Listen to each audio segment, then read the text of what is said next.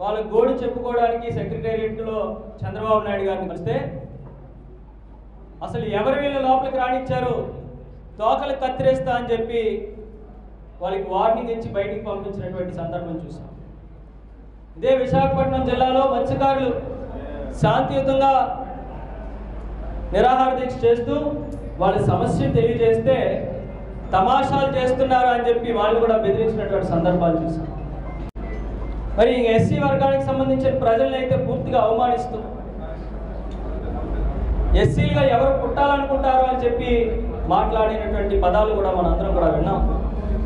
మరి ఈ నియోజకవర్గంలోనైతే ఒక దళిత మహిళను వివస్త్రణ చేసి వాళ్ళ భూ కబ్జాలకు అడ్డంగా ఉంటుందని అవమానించినటువంటి సందర్భాలు కూడా మనం చూసాం.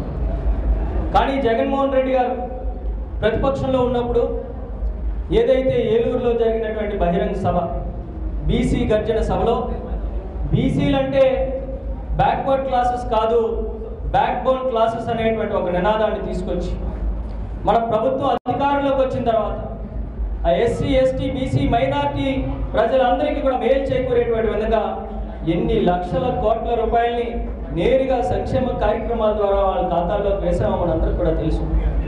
మరి ముఖ్యంగా బీసీలో ఉన్నటువంటి ఉపకులాలన్నింటినీ కూడా ఐడెంటిఫై చేసి ప్రతి ఒక్క కులానికి కూడా గౌరవం కలిగించేటువంటి విధంగా కార్పొరేషన్ చైర్మన్లు వేసి డైరెక్టర్లు వేసి ఆ కులాల్లో ఉన్నటువంటి వాళ్ళకి మాకు కూడా ఒక గుర్తింపు గౌరవం ఈ సమాజంలో ఉంది అనేటువంటి భావాన్ని కల్పించినటువంటి ముఖ్యమంత్రి జగన్మోహన్ రెడ్డి గారు.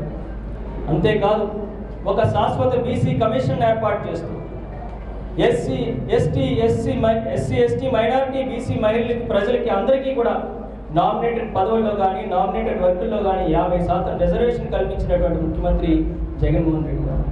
గత ప్రభుత్వంలో మనం చూసుకుంటే కేవలం 4.5 సంవత్సరాల వరకు కనీసం ఎస్టీలో ఒక మంత్రి పదవి ఇవ్వడానికి కూడా చంద్రబాబు నాయుడు గారు ఆలోచించినటువంటి సందర్భం చూసాం.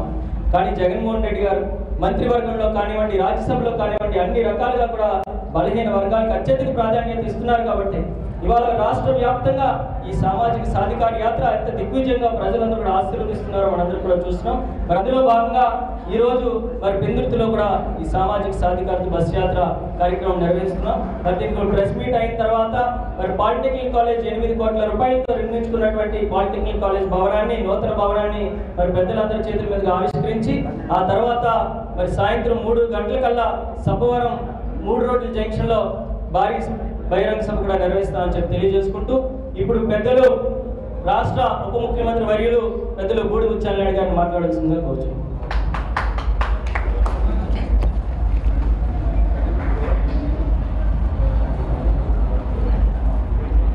అందరికీ నమస్కారం. ఈరోజు పెందుర్తి నియోజకవర్గంలో జరుగుతున్నటువంటి సామాజిక సాధికారత బస్ యాత్ర కార్యక్రమం. ఈ కార్యక్రమం దాకా ముఖ్య ఉద్దేశం ఇప్పటికే అనేక సభల్లో జరిగినటువంటి విషయాలన్నీ కూడా చూడడం జరిగింది. ఈ రాష్ట్రంలో వైఎస్ఆర్ పార్టీ ప్రభుత్వం ఏర్పడిన తర్వాత ఈ రాష్ట్రానికి జగన్మోహన్ రెడ్డి గారు ముఖ్యమంత్రిగా ప్రమాణ స్వీకారం చేసిన దగ్గర నుంచి కూడా ఈ రాష్ట్రంలో ఉన్నటువంటి ఎస్సీ ఎస్టీ బీసీ మైనారిటీ వర్గాలు ఏవైతే ఉన్నాయో ఈ కులాలన్నింటినీ కూడా అధిక ప్రాధాన్యతని కల్పిస్తూ రాష్ట్రంలో 25 మంది మంత్రులు ఉంటే ఆ 25 మంది మంత్రుల్లో 17 మందిని ఎస్సీ ఎస్టీ బీసీ మైనారిటీ సామాజిక వర్గాలకి ఇవ్వడమే కాకుండా ముఖ్యమంత్రిగా జగన్మోహన్ రెడ్డి గారు ఉంటే ఉప ముఖ్యమంత్రులుగా ఎస్టీకి ఒక ఉప ముఖ్యమంత్రి, ఎస్సీకి ఒక ఉప ముఖ్యమంత్రి, బీసీకి ఒక ఉప ముఖ్యమంత్రి, మైనారిటీకి ఒక ఉప ముఖ్యమంత్రి, ఓసీకి ఒక ఉప ముఖ్యమంత్రి ఇచ్చినటువంటి పాలకుడు ఇంతవరకు కూడా దేశ చరిత్రలోనే ఈ రాష్ట్రంలోనే కాదు ఏ రాష్ట్రంలో కూడా ఇటువంటి పాలన జరగల. ఇటువంటి సామాజిక సాధికారత అనేటువంటిది సాధించగలిగాము. ఎవరు కూడా ఊహించలేనటువంటి విధంగా ఈ రకమైనటువంటి పరిపాలనని, ఈ రకమైనటువంటి అవకాశాలని కల్పించింది జగన్మోహన్ రెడ్డి గారు మాత్రమే. ముఖ్యంగా ఏదైతే ఎస్సీ ఎస్టీ బీసీ మైనారిటీ వర్గాలు అయితే ఉన్నాయో ఇందులో ముఖ్యంగా పేద బడుగు బలహీన వర్గాల కుటుంబాలు ఉంటాయి. ఈ కుటుంబాల్లో పుట్టినటువంటి వారందరికీ కూడా ఈ పేద విద్యార్థులకి ఒక ఉన్నత స్థాయి చదువులు చదివించేదానికి అమ్మఒడి దగ్గర నుంచి విద్యా దీవెన